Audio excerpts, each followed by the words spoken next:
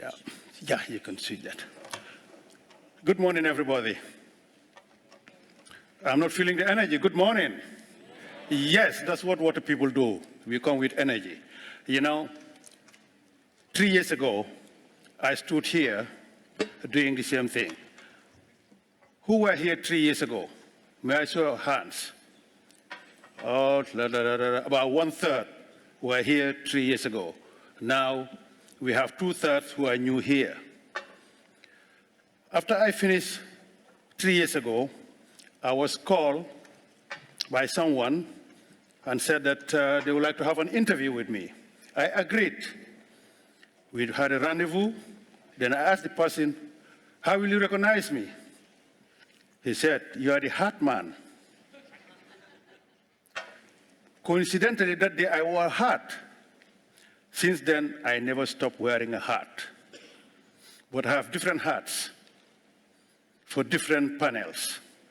Some of the hats, when I wear them, that means that I'm very nice.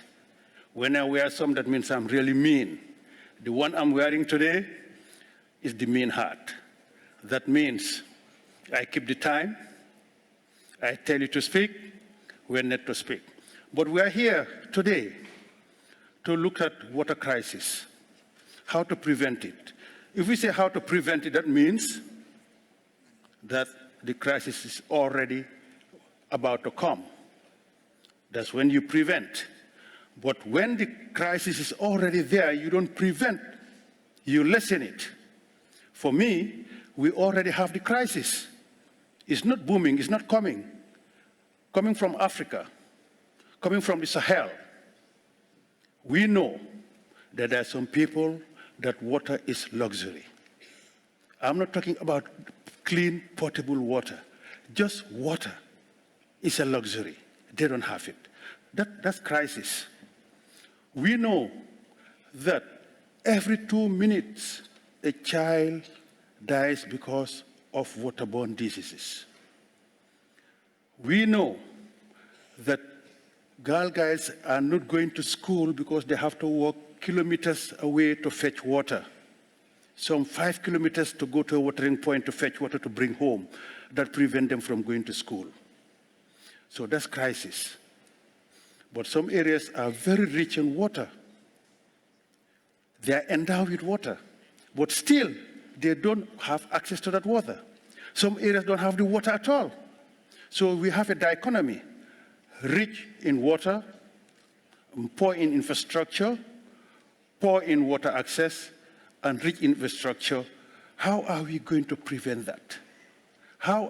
What is our responsibility? I come from Senegal. That's where I work. I met a young boy.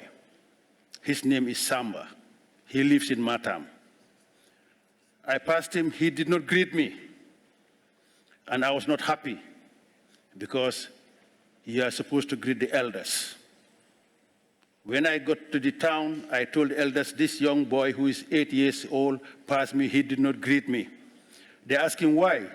He said, how can I greet you people who have done all of this mess that we don't have water? So he's telling me that we are guilty, our generation, we are guilty because we have done this mess.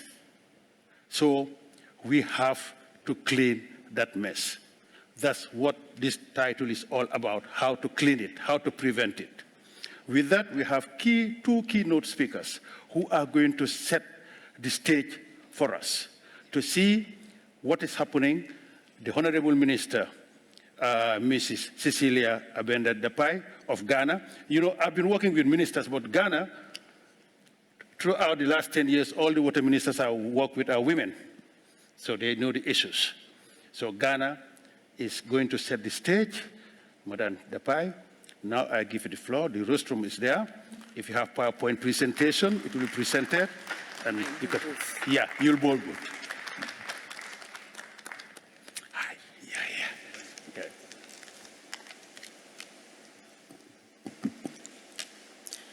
Good morning to all of us. My colleague, His Excellency, the Minister of Water and Irrigation of the Kingdom of Jordan, eminent panel members, distinguished ladies and gentlemen.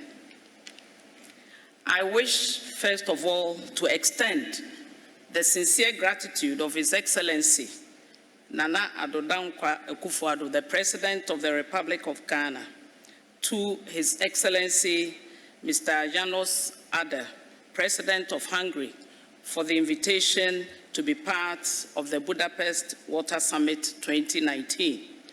And I send his warm greetings to all of us gathered here, and most importantly, to the good people of Hungary. We've also had the privilege of visiting very interesting sites in this beautiful city. We hope to come back again. I came with a very big delegation headed by my good self. We have the ambassador responsible for Hungary here, with the deputy ambassador, with my technical team, the managing director of Ghana Water Company, as well as the executive secretary of the Water Resources Commission. We also have one of our hard-working businessmen here who has led an 11-member delegation to this summit. We also have our honorary consul and his team also here. We've been warmly treated, and we hope we'll continue to enjoy the hospitality of the good people of Hungary.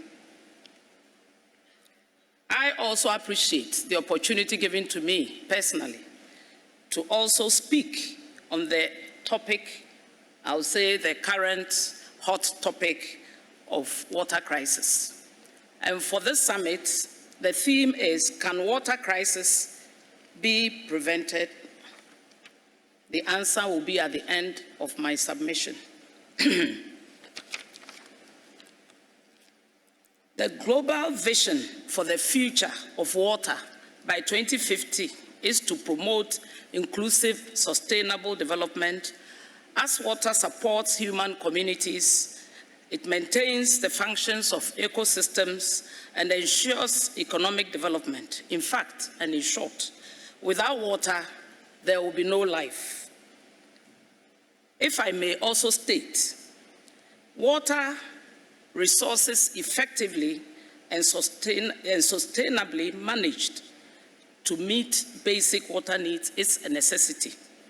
It gives us food security and economic growth, and also protects the terrestrial and aquatic systems. Ghana, my beloved country's vision for water by 2025 is in step with the Global Water Vision of 2050, the Africa Water Vision, and the African Union Policy Direction, and also the Sustainable Development Agenda 2030.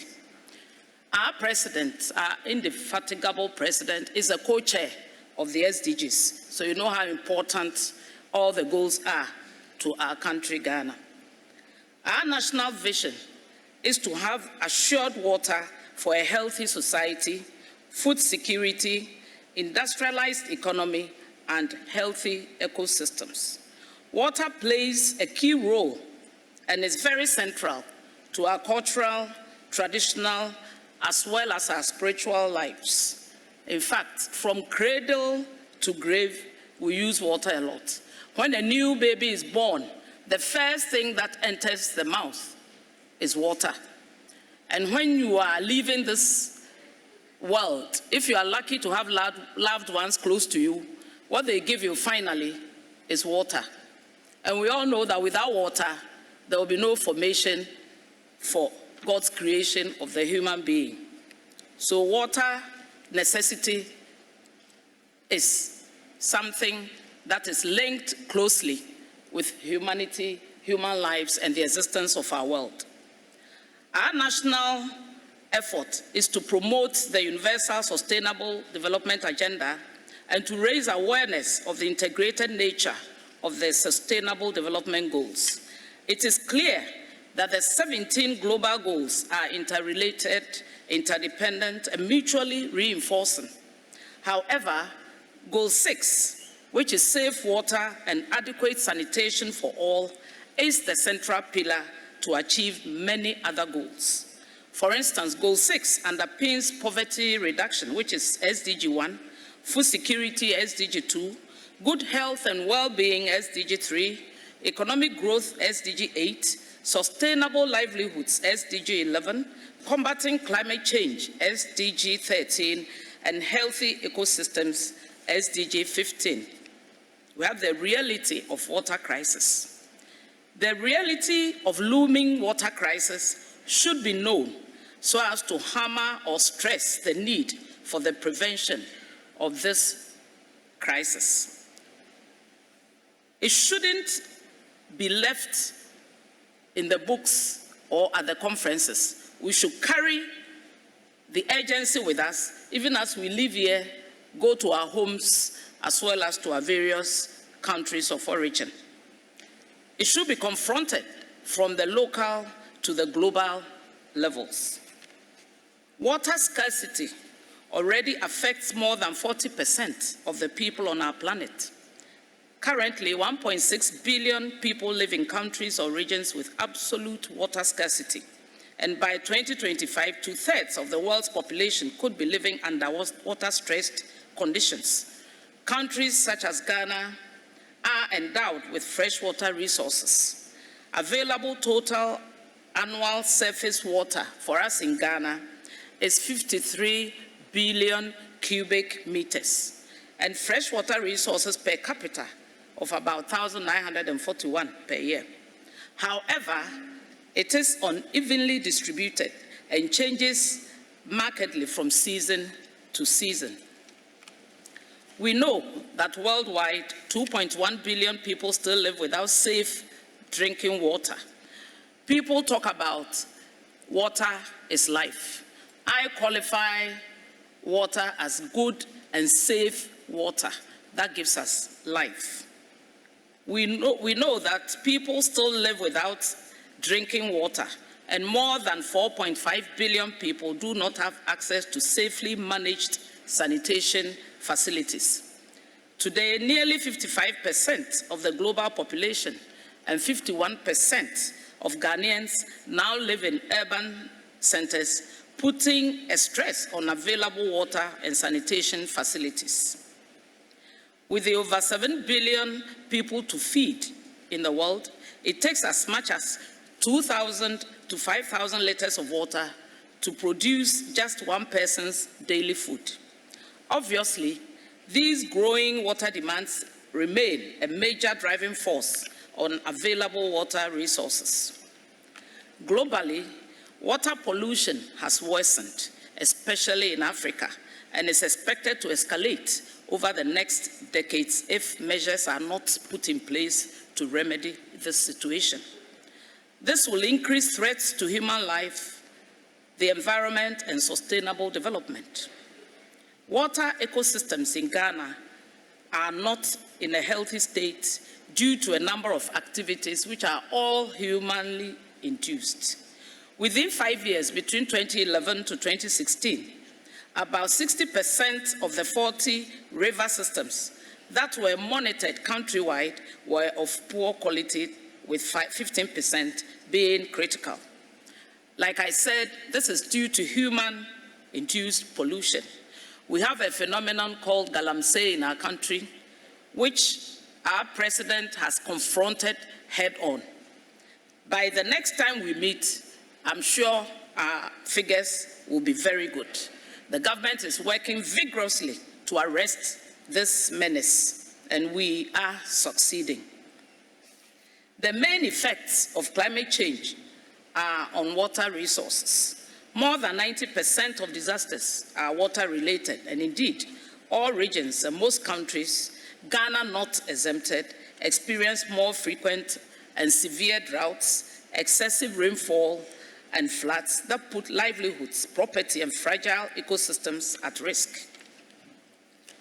There should be the call to prevent water crisis. Preventing the water crisis, therefore, calls for a fundamental shift in the way water is managed and to find ways to accelerate solutions at the global, national, and local levels. We are to better develop and manage the too little, sometimes too much, or too polluted water in an inclusive way to ensure the sustenance of life and ecosystems. And we are to better provide access to safe water and sanitation services for all. The fundamental action and shift in the way should be in the way water is managed, and this should start with local solutions to fix the basics that we need. For instance, we can institute basic water smart meters that gather meaningful and action data on the flow, pressure, and distribution of water supply systems to reduce the high losses in water supply systems. And I'm happy to note and state here that in Ghana, we have started applying these smart systems, and we are getting very encouraging results. We are to introduce basic economic instruments with social considerations to improve efficiencies in water uses, and to also improve critical governance issues, such as coordinating and enforcing regulations to abate pollution. Our recent experience in Ghana in fixing these basics, I'll add these local interventions that have resulted in the reduction of non-revenue water losses. As I've said, we had the figure as high as 50%. Now we are going down. We are on 47. And you know what each percentage point means. The implementation of a tiered water pricing system with social and economic considerations is contributing to improving efficiencies in water use. We also have the forthright enforcement and building of bridges among the hitherto silo-based regulations on small-scale mining that have resulted in improvement in the proportion of water bodies with good ambient water quality from 39% in 2016 to 53% in 2018. We still have the figures that we are gathering for 2019. Next is to promote a mix of human and natural solutions. For too long, the world has turned first to human-built or grey infrastructure to improve water management. In so doing, we have often brushed aside traditional and indigenous knowledge that embraces greener approaches. It is time to re-examine nature-based solutions, do more with green or natural infrastructure, and harmonize it with grey or built infrastructure wherever possible to help achieve water management objectives. In Ghana, we used to have sacred groves whereby people could not touch any tree or plantation there. We need to further adopt it in other areas as well. It is strategically prudent to improve water availability and conservation through schemes that will reduce untreated wastewater and increase water recycling and safe reuse. We are to restore natural infrastructure using natural harvesters such as wetlands and floodplains. This will rebalance the water cycle and improve human health and livelihoods. The buffer zone policy is also guiding the pragmatic and coordinated creation of vegetative buffers, which is afforestation that we have also added to ours in Ghana, for the preservation and functioning of our water bodies and vital ecosystems, while at the same time providing economic benefits for the populace. Preventing water crisis is a call to know enough. Effective decisions require improved evidence-based knowledge, innovation, and information on all our river basins and groundwater aquifers. Ghana is also endowed with groundwater resources, even though this resource is yet to be comprehensively studied. The assessment of groundwater recharge and development will suggest whether it will be sustainable from a geoscientific point of view, at least in the foreseeable future. Indeed, the quest to support data management and information systems, as well as improve data collection on water quality, river, sediment, aquatic and ecological monitoring, among others, we have a lot to do in this area. We have to employ innovations in remote sensing and digital technology to better appreciate the exceptional and rapid changes in the water cycle. We have transboundary cooperation going on between Ghana and 5 other countries. We call them the riparian states, and Ghana currently is the president of the council. Preventing water crisis calls for enhanced transboundary cooperation. Water has proven to be a catalyst for cooperation and not for conflict. Important examples abound in which international cooperation has acted intensively to resolve common problems of water availability, demand, scarcity, and pollution. From our experience, the Volta Basin Convention, agreed among the 6 riparian countries, i.e. Ghana, Benin, Togo, Burkina Faso, Cote d'Ivoire, and Mali, continues to provide good relations on water management. We cannot take peace or our shared precious and fragile water resources for granted. In conclusion, these and other solutions on how we can overcome the imminent crisis and achieve the SDGs for our nations and communities are by no means easy. It is an obligation we cannot avoid. Let us work collectively towards making these solutions accessible to those who need them most and promote equity within and among communities and countries. Yes, the answer is that we can. Together, we can prevent water crisis. Thank you, and God bless us all. Thank you very much. We can prevent it. But will we prevent it? That's going to be the question. Everybody says we can, but will we prevent it? But, you know, there are 17 countries in the world that are classified as extremely water stressed. And out of those 17, 12 are in the Middle East and North Africa. Jordan, ranked number 5. The Prince of Jordan always tells us about the problem there.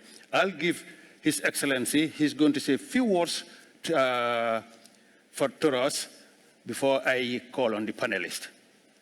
Your Excellency, the Minister from Jordan, a country that is 5th stressed. Thank you. Thank you. I will not talk much because the boss asked me not to do so. So I just say, first of all, I want to thank His Excellency Mr. Rayons, President of Hungary, to invite Jordan for this important summit. And Jordan, by the way, will not miss such a summit and such events. I will go direct to the point and not to make you bored. First of all, talking about water in Jordan, it makes really my throat very dry, even it's water, but this is the case. Well, I come from a country, we are the 2nd poorest country in the world as far as water is concerned. Having said that, still any Jordanian, 97% of the Jordanian, anytime they open the nozzle, they have a water. That's the magic of the Jordanian, and for the Hashemite family, they are pushing us to do our work and to do our homework. Well, in Jordan, I will say it, we don't have any surface water, we don't have rivers, we don't have lakes, we depend on the aquifers. Aquifers are very expensive to get the water extracted from inside and to pump it to the Jordanian. Jordan terrain is very difficult, it's all hills and mountains, so this is consuming more electricity.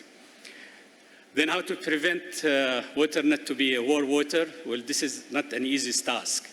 First of all, I will continue of what the United Nations just mentioned in this speech, water for peace. Water for peace, it means that we have to address strongly the transboundary of the surface water and also for the aquifers. This is very important now to address this issue. That's where we prevent the war, we prevent not the crisis to be happen. This is very important. It started in Helsinki in 1996, and I think now we should address it strongly to prevent any problems in the future. And there are live examples like Nile Basin, Efrat basins. So there are conflicts between countries. I don't want to go to hydropolitics issues, but we have, due to the United Nations, we have to address these issues strongly. Coming back to Jordan, now we're 97% of the Jordanian, they got water with all the difficulties, and more than 80% of the Jordanian, they are in contact with the wastewater. So now we have like 150 million cubic meter of wastewater treated according to the World Health Organization, and they use it for the agriculture. and we're doing the balance perfectly between the agriculture and the fresh water. So with the management we're having, and we are the first country, we applied the management contract according to World Bank regulation in Jordan. So we have the know-how of how to manage our water, how to distribute the water between the 10 million Jordanian. Just one, I don't like to go into numbers because it complicated life for everybody. Before 1948, we were the richest country with the water. We used to have 3,600 meter cube per capita. Now, since 1948 until the recent Syrian crisis, our population growth, not natural, due to the refugees' flux to Jordan. Now we are 150 meter cube per year. We are the second poorest. Still, we're managing the water and we're sharing our water, our shares, with all our brothers coming from Syria, from Palestine, from Iraq, from Yemen. So they are sharing not only water, all other issues we do with education, with health, with everything. So this is, in short, what is Jordan doing and how is Jordan is facing the problem. And I don't want to talk anymore because he's looking at me. And thank you very much, and I enjoyed sitting here. Thank you very much. Thank you very much, Excellency. You know, in the morning they talk about turn it off, turn it on, turn it up. In some countries, there is nothing to turn off because it's not there. And Jordan is one of them. In some countries, I said, turn it off. Some turn it on. But I come to my panelists. We have one of the panelists who has to catch a flight, and I'll start with him. You know, OECD, when you hear OECD in the world, I come from Africa, when you say OECD, you talk of economic development and so forth. I don't think of water. So, if you are here as a panelist representing OECD, and we are talking preventing water crisis, what is the business of OECD in that?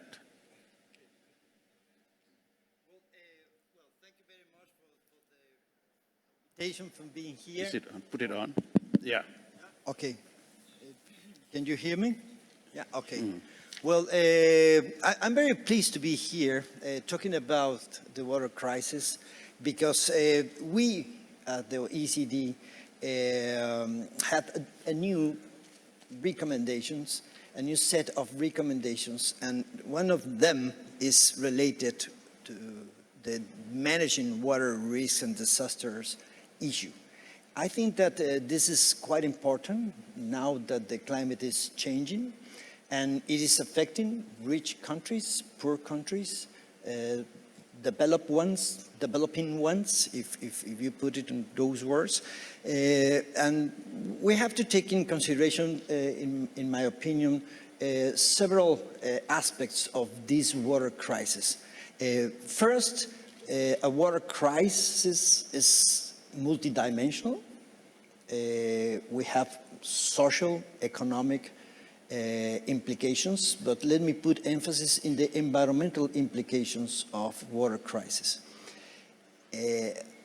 We created water crisis because of bad management of water in the agricultural sector, in the livestock sector, in the forestry sector, because forests are, in fact, water factories. If we cut the forest, of course, we are creating a water crisis.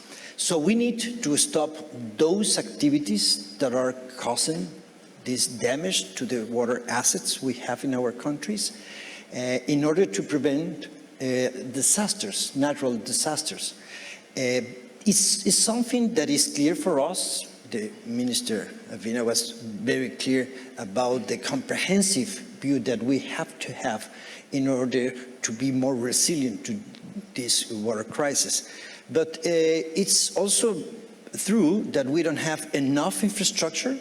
We need to reset the financial system in order to really do massive investments in the infrastructure we need, because we need to improve it. We need to create resilient infrastructure. Sometimes to be resilient in the water system, we have to have redundancy. It's an attribute of resilience that is hard to accept in local communities, in the central governments, because you have to have a duplication of infrastructure just to be resilient and reactivate the economy after an extreme weather event, for example. So for us, we need first to mainstream the water topic in those productive sectors that are creating, in many senses, this water crisis. Second, we have to face this water crisis according with the commitments that we already set in the SDGs. Minister, you made a splendid description of all these goals and targets that we already have in the SDGs. But we also have commitments in the Paris Agreement and in many other environmental international regimes. And let me talk about only one of them that, in my opinion, is the urgent one. We need to reduce the number of dead people because of natural disasters, especially those that are related with water. We broke the water cycle many decades ago. Now we are changing the climate, and we are facing extreme weather events. So the first climate right that we have as human citizens of the planet is to know if we're going to die in the next 15 minutes because of a flood, because of a heat wave, because of a hurricane. And this is not happening. It's part of the Paris Agreement to develop, to install early warning systems. It's the first step to avoid a crisis. Yeah? And we need to protect the life of our population with early warning systems, perhaps using big data, as it was stated here, having this kind of technology for our convenience, of course, but using these remote sensing devices that now are very common, that developed countries have and are willing to share. And we have to create the systems to protect first the life, to provide water in quality and in quantity, and for sure to avoid some problems that now are happening in a very dramatic wave, migration, for example. Yeah. So if we are not able to develop this resilient infrastructure, if we don't invest massively in those infrastructure, our people will migrate. I was born in arid zone. We used to have temperature peaks of 41 centigrades in the last century, because I was born in the last century. Now we are peaking 52 degrees in the summer. It is impossible to have the same agricultural activities with that kind of extreme temperature. So we are transforming the agricultural sector with new technologies, protected agriculture, but of course many people are migrating to other countries, to other places, and it's something that we need to avoid. So let me flag the recommendations of the OECD, because in the recommendation number 5 we are talking about all these things and how to manage the risk, how to control the disasters, and how to recover our economies, our societies after an extreme weather event that is related with water. But to finish, we also produced this financing water brochure because we have a round table to discuss among us how to really reset the financial system to bring the money to those communities, those countries, those cities that are in need of this new infrastructure. So thank you very much for your attention, and really I apologize for running away as a water in the desert zone. Thank you very much. You have to catch a flight. You are excused to catch your flight. You touch on important things like infrastructure resilience. And we know countries have problems these days. When you want to construct a bridge, in the old days, you can use weather conditions and calculate up to 50 years. Now you're going to do that because of weather conditions. And you want to construct a bridge, it costs you 50 million. Now you want it to be resilient to climate change, there's that external more funds needed, about 20 more thousand to make it resilient. These are challenges that we face, and I hope that your water financing will address that. I move to UNIDO. UNIDO, Mr. Young. Oh, you have for the finance? Before you run away, finance. You know, when you talk of money, everybody is ready for something. Yeah. Well, to be frank, when you want to finance water projects or wastewater, it's not like financing other projects or other investment. Usually, it's a losing business.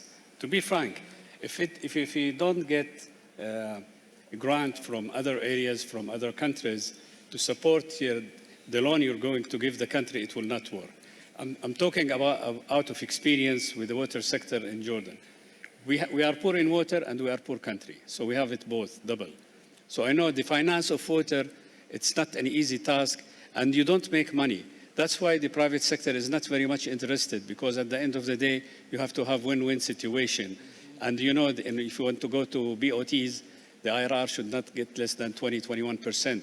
And in the water sector, it means they have to increase the tariff. You increase the tariff, people will go down to the street and make problem for you. So this is financing water. It's an art, actually. It's not an easy task. I think it's the most difficult task in doing financing. With all the finance, with all the respect of the financing, if the finance agent, they cannot manage to get a grant from other countries, financing a project, it will be really difficult. Thank you. Thank you very much. That was a general comment. We have to move away from traditional financing and look for innovative way of financing. That's the new trend. UNIDO, I come back to you. Living in Africa, when I hear UNIDO, I think of industry. Yes. And now everybody in the water community is pointing fingers on industry. Say that they pollute our water. You know, they use 12% of the 3% of the water that is used and so forth. Now, as the big man of UNIDO, how are you going to make the coming generation feel satisfied that no, we are going to make sure that industries are green? Thank you. Thank you very much for this relevant question. Of course, when we are facing three issues, too little, too much, and polluted water, I think number three belongs to me. Because industry, when we look at the numbers, during the leaders' presentation and also ministers' presentation, I heard 40% of the population cannot access to clean water. 80% of the water dispatched to the sea, river without treatment.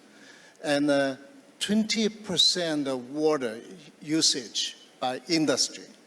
But how to have the water conservation, use less water to produce more, and water treatment, use more technologies. This is a very important task for UNIDO. We understand no country in this world become rich country, become high level in country, become OECD member without a developed industry. This is the truth. But we need to manage the industry to be sustainable, green. How to be sustainable? Water treatment is one of that. I'll give you a few examples because we are footed on the ground. We cannot always talk theories because we need a project. Like one slaughterhouse in Senegal, capital city Dhaka, and 70% of meat provided by this slaughterhouse to capital city. But nearby lake was very heavily polluted by waste water dispatched to the lake for years, and the people surrounded suffering. But UNIDO, based on a request of government and with financing from donors, we support the slaughterhouse country with a biomass project, installed engine to generate electricity through the biomass, and 70% electricity for the slaughterhouse being provided by biomass technology, and wastewater being reusable, and also the waste materials become fertilizer for the flowers and for the gardens. This is a project with transform and environmentally sound technology into our project. Another example is water saving. We have developed a clean energy, renewable energy, resource efficiency programs. This is for eco-industrial park. One of the examples is Vietnam. Vietnam, Da Nang, and lots of industrial park. This approach being applied to the industrial park, private companies moving ahead with paper making, package making company, private company. They use our approach, saving energy, saving raw material, saving water, because they build an internal water treatment system. Water becomes reusable, and they're saving lots of cost, and sometimes up to the 30% of the total cost, competitiveness, and also energy saving, resource saving. And Prime Minister of Vietnam met with me and my colleagues, highly commended the project, and also request UNIDO to provide a second tranche of the program. And another example is how to use the water resources more efficiently. You know the Heineken. You all maybe drink beer. Heineken is our strong partner. You may be, well, what's the relationship between UNIDO and Heineken? It's a very close related. Think about that. The beer, without energy, you drink a warm beer, please. Drink a warm beer. And without water, no beer. 95% of the beer, water. But Heineken used new technology. For instance, originally 10 liter, 1 liter beer. Now the 2.2 liter, 1 liter beer. You see the 5 times reduction of usage of water resources. This is a very important process. We need to, and the financing of the water is another issue. Minister of Jordan mentioned that financing. I totally agree with you, because how to financing water with water conservation, water policy. I was in charge of World Bank lending to China and supporting China implementing the price reform on water, on energy, on some other. But how to have a price reform to support water conservation and price reform, and charge a different rate to the usage of the industry, different, and people drinking water, different rate, and then provide a subsidy for poorest people, and charge more for the industry usage, because they will have the efficient method approach to the water usage. So that was the whole process of the price reform. Use economic factor measurement. You ask people willingness to contribute more. No such kind of thing. So financing for water conservation, water project programs, also based on one of the issue, the price of water usage. Finally, I just would like to conclude because when I visited Malacca, you see the greenhouse, such a big scale of greenhouse. From satellite, they could see a few things they could see clearly. And that region, the greenhouse, is a so big coverage, and they use the dripping system. This is making the water reusable for thousands of hectares of farming under the greenhouse. So this kind of technology is not a satellite technology, will be widely used. So that is also our purpose, to promote this kind of efficiency, effectiveness approach to provide water conservancy. Those are a few examples. I do not want to occupy too much of your time. Thank you very much. You gave me the time for me to explain some of the good examples for water conservation. Thank you. Thank you very much. It's good to know that UNIDO is into green energy in their industrial development in developing countries. When you mentioned the slaughterhouse in Senegal providing meat for Dakar, by the way, the Minister of Senegal for Water is here with a big delegation from Senegal. They are here, and we were listening with keen and glad to know that you are also talking about wastewater reuse, water saving, and most importantly, water footprint. I think everybody should ask himself or herself, what is my water footprint? How am I going to reduce my water footprint? That is the water you use daily. How efficient is that? I say that people point finger at UNIDO, but you don't use that much water. When you come to FAO and agriculture, 70% of the water, especially in developing countries, used by agriculture for irrigation. And we know traditional irrigation, over 30% is wasted. It's only few countries that are doing drip irrigation. And we want to lessen the crisis. FAO, you use so much water. I mean, not FAO, countries in agriculture, but you direct them with policy. What do you have in place that will make farmers reduce the use of water so that we'll avert the crisis? Just to correct, it's UNESCO. UNESCO. Yeah. So, let's start, with understanding what is, the water crisis. Water crisis are a global issue. It's a global issue, which can be prevented through, for us, basically through cooperation. Why? Because, that is because water functions as a continuous flow systems, of water, from sea to oceans, then, to atmosphere, then back. Wherever, you put yourself in that, water cycle, you have an impact on the following one. And you're suffering from the impact of, the previous one.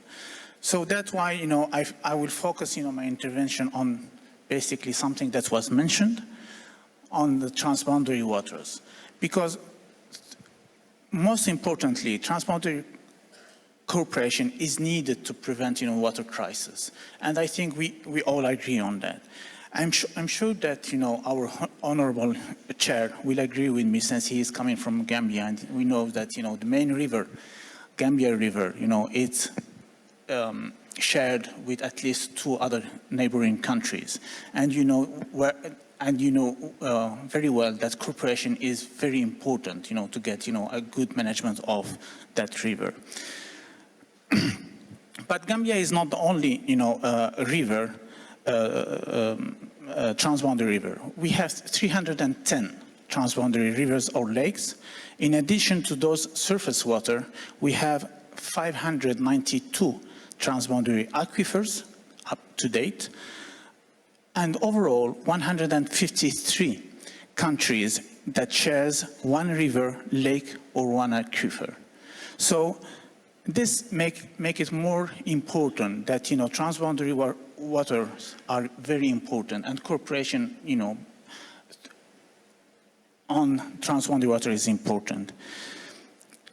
Indeed, nearly half of the population of the world lives in one of river, lakes, or aquifer transboundary. Therefore, as I said, cooperation is even more important, and we need, to really, focus on that. In this specific case, preventing tensions is critical to ensure sustainable management of water resources and equitable sharing of that water. When addressing the challenges of transboundary water resources management, responses must come first and foremost from the member state. In this regard, it is critical to facilitate an intergovernmental dialogue, discussions, and engagement between member states. To get there, there is a need for an intergovernmental response. Indeed, there are many, observatories, platforms, that are managed by NGOs, academia. By the way, 2 days ago, I just made a very quick search on Google, and it gave me 86,000, responses. But we need, to bring the government on the platform, on board on that discussion. We need, the government to take, responsibilities, but also, to join, the discussion. So, as UNESCO, and as you know, we were working on this topic since, I would say, decades, since. Basically, one of the organizers, and if not the organizer of this forum, was the director of our hydrological water program at UNESCO, created the PCCP, what we call the From Potential Conflict to Cooperation Potential program, which is basically on bringing capacity, on water diplomacy. So UNESCO believes that, through an intergovernmental observatory on water for peace that support member states in developing the peaceful management of shared water resources and in preventing crises over the transboundary waters, this will allow states to actively engage in the questions and become active stakeholders of the solutions rather than just beneficiaries. Technical and scientific cooperation, which is one of the main, topics of UNESCO as, science, organizations, but including also through training provided to the member state.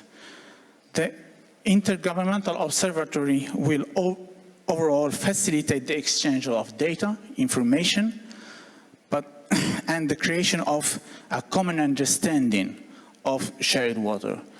Most of, the countries, when, they start, discussing the issue through the transboundary, they don't even know how much, they will ask for or how much water exists in that area.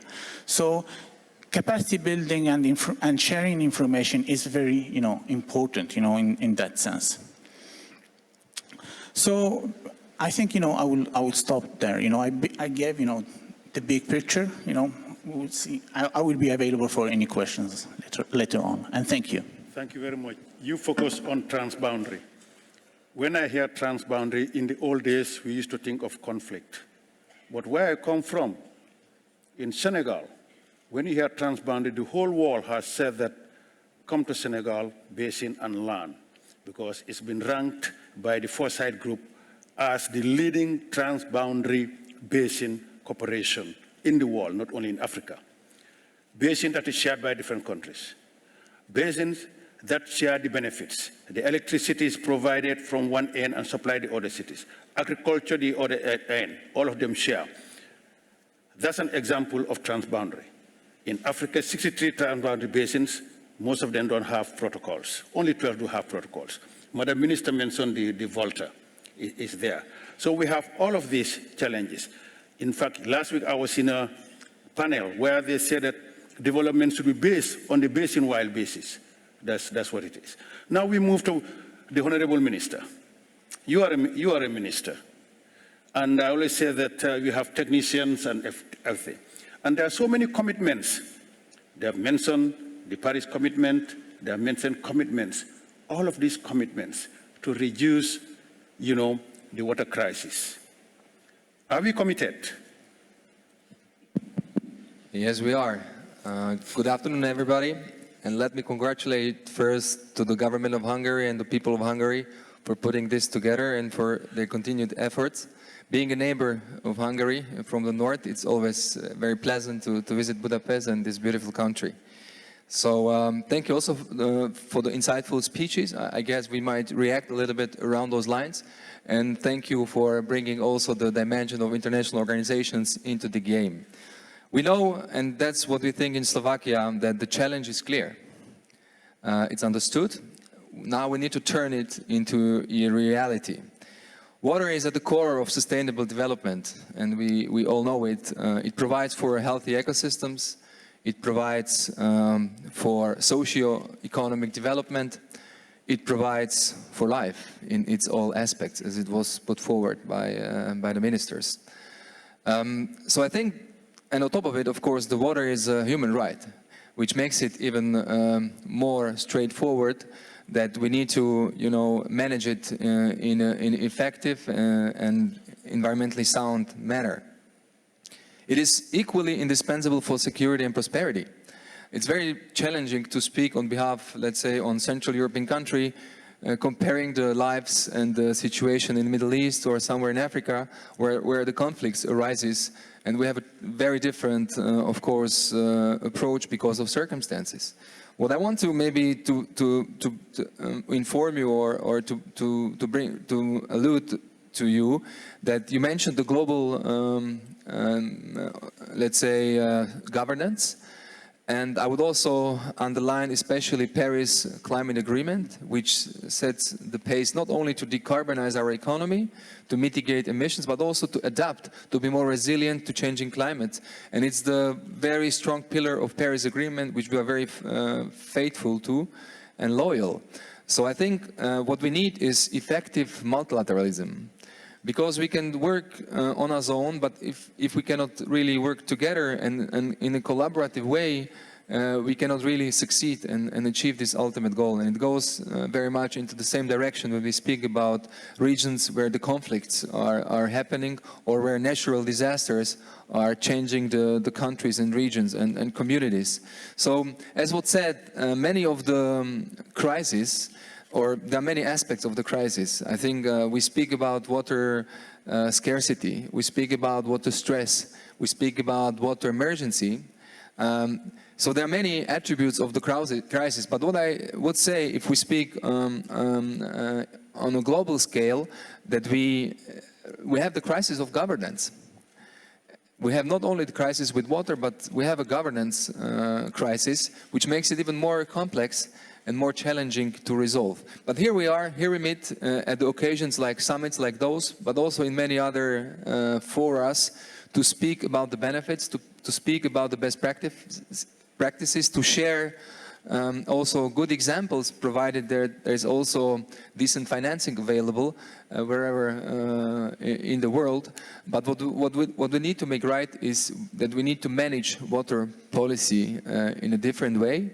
And maybe I will try to make one example what we are doing in Slovakia. Perhaps it's not always replicable in Senegal, as you say, but it could be inspirational for other nations and countries. So what we do, I mentioned the Paris Climate Agreement, which is a kind of a guiding tool or the navigation of travel. The same goes for adaptation. So what we did, we prepared our national adaptation strategy in 2018, where we mobilized all the information, all the insights available, how we can tackle the changing climate and how we can adapt the industries, the agriculture, the forestry, and all the sectors that are relevant for well-being of society. We have equally prepared an action plan to tackle the water scarcity and insufficiency of water. because we also feeling, and we are actually, during the summer times, we are hit by the heat waves, which were never happening in our regions, and it directly impacts the quantity of water. Slovakia belongs to the water richest country.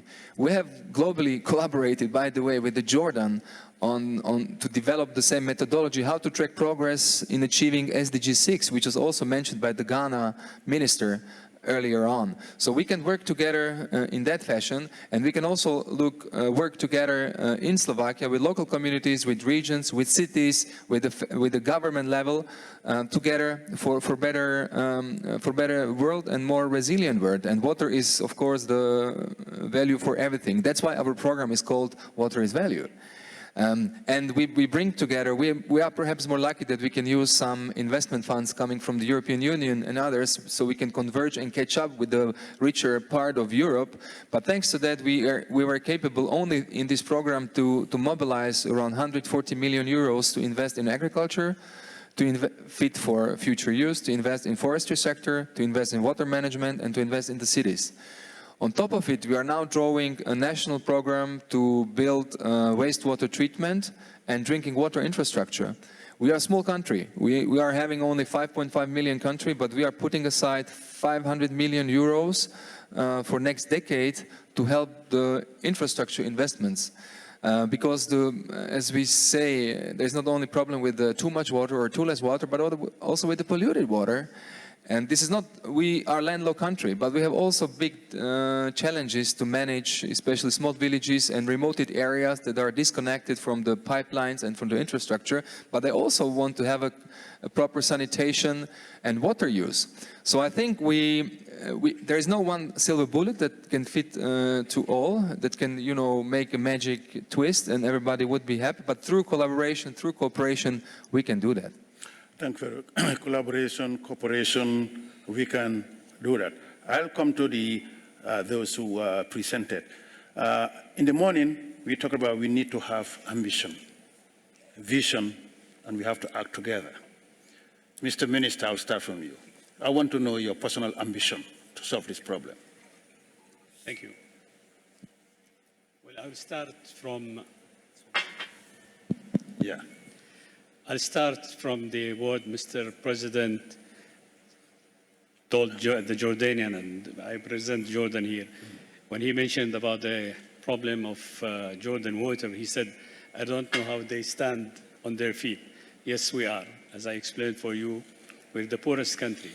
Now, from my colleague, this is very encouraging to open doors to cooperation, especially when they have grants. They're most welcome to come and help us to do so. I'm saying so because in Jordan, because of the lack of water, we learn how to manage our water by force. Yani with the scarcity of water, we have to solve it. We have to sit and solve it. Like they say, to solve a problem, face it. So we faced our problem, we solve it. We solve it to the maximum we can do. And I think between all the poorest country with water, we're doing fine. As I told you that at least any Jordanian, anytime he opened the nozzle, they have the water in it. They know how to storage the water now. They know how to use it. We start an education to educate our kids in the school. What's the water, scarcity of water. So they know all about the problem. And teaching the young generation and the small kids is better than teaching the big guys. Because they will tell them what to do. It's the other way around, it works better. And it proves in Jordan, this is the way we did with our kids, and now they tell their fathers, don't waste water, don't do that. The challenges of the water is very big and very strong. And it goes not in the country itself, it goes to the boundary countries, it goes to the neighbor's country. And this is very dangerous, because the thirsty nation is an aggressive nation. And I'm saying so because of experience. When somebody is thirsty, he's very aggressive. Nothing like water gets people aggressiveness. And I'm telling you out of experience. So the country, the transboundary, this is very important. So everybody will get his water fair and square. We saw a good example, the Danube River. People are well knowledge, they solve their problem, and they don't have issues. because they're well educated and they're civilized. But in other countries, we have an issues and we have serious issues. And if we go back a little bit to the history, wherever there is a water, there is civilization. Always civilization in the history, it's related to water. Where is there water, there's civilization. We don't have civilization in desert or whatever. So I believe that the transboundary water, especially aquifers, surface water, it should be addressed, not aggressively, but it should be strongly addressed. And we should have the encourage to solve our problem by negotiation, by telling and sitting and talking to each other. And we have success examples, we can use it. So it can be done, and when you have the will, you have the way. And on top of that, I have to mention, you have to have the, the will to solve your problem. You have to have, when somebody is in the seat of responsibility, you should take the full responsibility, not to be reluctant, take aggressive decisions, better not to take any decision, not to take decisions at all. Sometimes the decision is wrong, but at least you did something. So instead of sitting on the table, have everything on paper, that should be on the ground and it should be solved. And I thank God that we have the Hashemat family in Jordan. The one who does not work, he doesn't have a place. He's out. So we have a very good, an excellent royal family leading us and pushing us to work. As I told you, the one who doesn't work, he doesn't have a place. So the guys, all of us, the one who's sitting in place and leading in this sector, whatever we have on paper, it has to be on the ground, and we have to do it as soon as possible. And again, I'm getting you bored with this subject. The water boundary, it's the most important thing. Thank you. Thank you very much. I still have 12 minutes. This should also not only address the transboundary surface water, but the groundwater that we do not see, that are shared by different countries, should be addressed. I was doing an exercise. I have $1 billion to give to a country. And I said to the president, I have $1 billion for your development. Give me your top priorities. And most of the presidents told me, oh, infrastructure, energy, we need electricity, health, education, agriculture, we need food self-sufficiency. Then I said, why is water? Water always comes 6, 7. They are not in the top 5. You look at your budget, national budget, you looked at where water is, it's not in the top 5. Now, my Madam Minister from Ghana, how are you going to convince the President of Ghana that water should be among the top 3? I give you 3 minutes, because the President doesn't have time. Energy guy is waiting. Good. Yeah, it's on. Yes. Thank you very much. For me, it is easy, because he came to power on the mantra. We have it in our manifesto, water for all. And we are, my ministry, the water, the sanitation, water resources, is amongst the priority projects. Our projects are amongst the priority projects that the finance minister should finance. So the persuasion is an extra effort that might be redundant, because we are already prioritized. And I'm happy to also state here that through government efforts and grants, by the end of this year, government would have put in close to $1 billion in water. Yes. Thank you very much. Now, I need to go to the, because there'll be 5 minutes for anyone who has burning question or something to contribute from the floor, if you have any, or you have consumed most of the presentation here. Nobody has anything, question, everything is clear. Madam, you introduce yourself, and I give you 2 minutes, and I mean 2 minutes, 2 minutes. Hello, good afternoon. My name is Josephine. I'm the CEO of JA Global Partners, and I'm from Ghana. So I wanted to just make a quick contribution to policy. I think one of the things we can do to conserve water, especially from where I come from, which is Ghana, West Africa, I think we should come up with something we can inculcate into our syllabus, or something we can educate a lot of the youth on. So I think that those of us here are very learned, and it means that we understand the essence of preventing water crisis. That is why we are here. So let's look at how we can inculcate or give information dissemination to those who do not understand the essence of water crisis in our policy. That's great. Teach the young at the school and awareness at the community. That's great, because that's what you need, to people to change their way of thinking. I always tell people that most people, when they are having a shower, they turn the water on and it keeps on going until they finish. They don't stop it. That's wastage. Yes. Take the mic. Introduce yourself. 2 minutes. I am Mohammed Aslam from Pakistan. My question is about the transparent reporter, and particularly to Mr. Yusuf. We appreciate that we all say that transparent reporter more is for the peace. But unfortunately, if you have certain countries from where the water is coming, and that's a big country, and the other country is a smaller country, and they are being the upper riparian and we are being the lower riparians. So there's a lot of dichotomy. I mean, in terms of such organizations, if there is a violation, you have anything on ground to effectively do something about it? Thank you. Yusuf. Thank you for the... Yeah, is it working? Yeah. Thank you for the question. Yeah, not an easy one. But, you know, when I'm responding to the question, I'm responding as a multilateral, organization, and not as a bilateral, which is, more easier than, to respond than, when it comes, to bilateral. I agree on that. But, yes, we have, as I said, we have a program which is called PCCP, and what, we are bringing on board.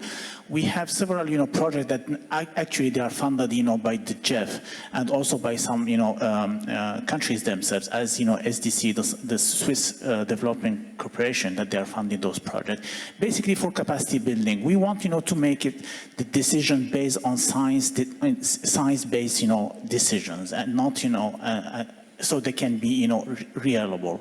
Through the capacity building that we're bringing through this country, through this program for the countries, and one of them was done, for Pakistan, I remember, is, to increase the knowledge about, sharing water, to increase, the information, to get the countries, share their own data, and not let, only NGOs, academics, sharing the data. They have to come on board. They came on board on the discussion on the climate change. Why they cannot be on board, for, discussing the water and, transboundary waters. So let's make, the countries sit together, start discussing, and one time or another, they will come into sharing the information, sharing the data, and I'm sure that when they have the information, it's more easier for them to get, to share what they have, instead of, stopping, as you said at the beginning, and, stop the cooperation at, on, not, at the basin, but, even before that comes, to the basin. Thank you very much. I'll take one more from this side. Come on now, this side. On the left. Do I hear somebody? Oh, you all got it all. Okay. You okay? You fine? We want somebody from this side of the floor to say something. Bring the mic. Bring the mic here. Please, you have the mic? I have the mic. Look at me. Thank you. Mite Brical from Slovenia, Ministry for Environment. I would like to thank you and to say very concretely how to do the work, how to have the vision and how to implement the vision. And I'm reminding Sava River Basin, where water and peace is also an issue, and how to cooperate. And we did it after all this what happened in the region with not very happy, let's say, history. We succeed, and we did it in last 10 years, huge progress. to cooperation and even implementation of the flood forecasting system in the Sava River Basin, which is the first one in international river basin, which enhance the forecasting for more than 30% to enhance the forecasting of the high waters. This is something what it's extremely, I would say, concrete. And the countries cooperate even for the drought management they started. And this is something what it's achievable, what it's real, what it's not only more about water and peace, it's about the future and the responsibility. Thank you. Thank you very much. It's time for the moderator to do closing remarks. We all agree that we have water crisis. And we've seen it coming for many, many years. And we did not take the right actions. In fact, when we commit to take actions, we do not follow up the commitments. Since the Dublin Conference, water has been on the international agenda. But those who follow the international agenda on water, we realize that at Rio, water was not part of it. It was not negotiated. It was at the 11th hour that they remembered that water should be, they brought the water chapter. But all the chapters were negotiated. That's what brought UN water, because there was no UN agency that has the mandate to address water. So they brought, a UN water to address that. So commitment, action. Every year there are forums, water weeks, you name it. We always say that we cannot reinvent the wheel. We've been saying the same thing. We've been coming out with the same solutions. We've been talking about the same actions, but we are not responding to those actions. We need to bring water from the bottom to the top. We always say the same problem that we need to get out of the water box, because we talk among ourselves. We are the water people. We meet everywhere. It's like the tennis circuit. When you go somewhere, if you don't see a good place, one of the players, you say, where is he? They are the same, moving from place to place. We've been moving from place to place. We should have impact. We should make sure that it changes. We don't want our children and grandchildren in 20 years' time. We know that by 2050 there will be water problem in the world, and we are creating it. But the good news is that in 2021 we are calling everybody in Senegal in the World Water Forum. And there is going to make it a difference. It's going to be response for action, not to talk about what we've been talking about, what action are we going to take to follow up. We are seeing migration because people in Africa are migrating, going to Europe by boat, and about 90% of them are dying because they are not getting there. Why? Because they don't have economic activity where they come from. Not from the capital. Most of them are from rural areas, and there is no economic activity. We say that develop the rural area. How do you develop it? We let water be the base. If water is the base, they can have economic activity and they will stay. The pressure in the capital is the same. Everybody is moving to the capital because there is no economic activity in the rural area. So we need to address all of that. That's why in the World Water Forum, we say development role is one of the themes. Water security is one of the themes we are talking about. And there will be head of state summit in which the heads of state will recommit themselves and take it to the UN. Because it's time that we act. We don't have time. You and I, we have the luxury because sometimes we don't even drink our tap water in our capital. We buy. We can't afford it. We buy bottled water, mineral water. While the one at the village, he doesn't care about the quality of the water. All what he or she wants is water to drink. And most of them will die.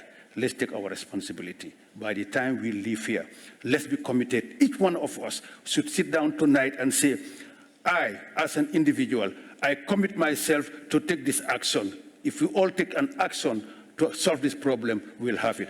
Thank you very much. Thank you very much. Wonderful panelists. We enjoyed.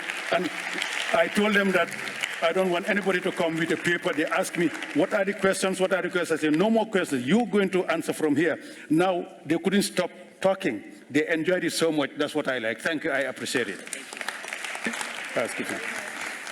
Thank Thank you very much. Great words, very strong messages starting off the conference. Let me quickly just tell you that there are side events already going on. There is one on how the Water Convention helps to address transboundary water crises. This is in this building in the Duna Room.